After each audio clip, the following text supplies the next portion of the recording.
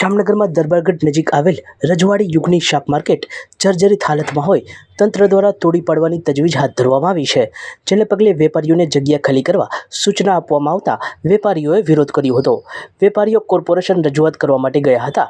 દરમિયાન વિપક્ષી કોર્પોરેટર રત્નાબેન નંદાણીયા પણ આ મુદ્દે વેપારીઓ સાથે રજૂઆત કરવા માટે ડેપ્યુટી કમિશનર દેવેન્દ્રસિંહ ઝાલાને મળ્યા હતા, જે વખતે ઉગ્ર સંવાદ થતાં વાતાવરણ તંગ બની ગયું હતું.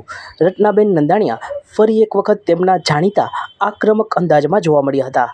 આ જ મુદ્દે વિપક્ષી કોર્પોરેટર અલ્તાફ ખફીએ પણ રજૂઆત કરતા મોહરમને અનુલક્ષીને થોડી વધુ મુદત આપવા માંગ કરી છે, જેનો તંત્ર દ્વારા હાલ પૂરતો હકારાત્મક પ્રતિભાવ આપવામાં આવ્યો હોવાની છેલ્લી માહિતી છે. સમગ્ર ઘટનાક્રમ પરથી રજવાડી યુગની શાક માર્કેટ ટૂંક સમયમાં જ તોડી પાડવામાં આવશે એવા સંકેત મળી રહ્યા છે.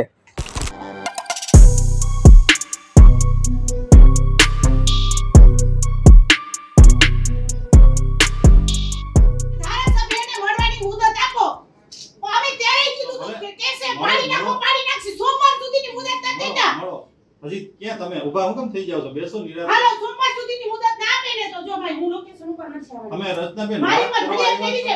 જો તમારું મોહરમ નું તહેવાર હાલે છે ને મોહરમ ને અલ્લાહને માનતા હો ને તો તમારા ચારે ચાર કોર્પોરેટરો ભાજપના હોય કોંગ્રેસના હોય ને બહાર કાઢો, મેદાનમાં ઉતારો ને ભાઈ છોકરાને મેદાનમાં ઉતારો. તમે મરી ગયા છો.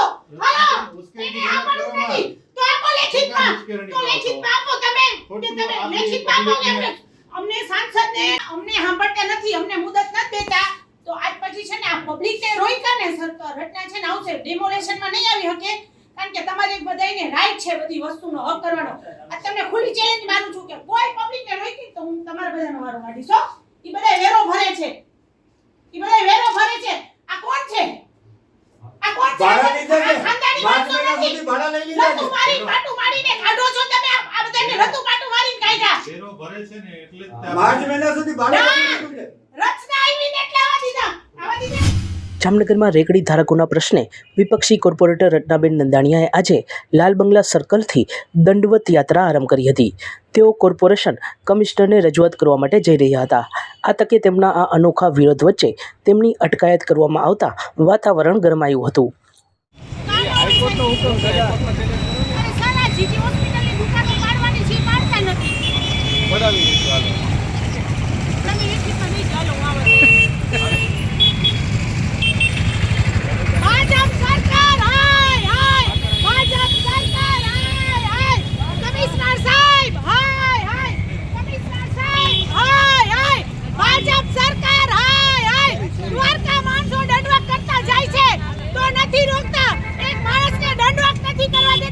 ભગવાનની આચના કરવાની બદલે અમારે જીવતા માણસની રાક્ષસની આચના કરવી પડે.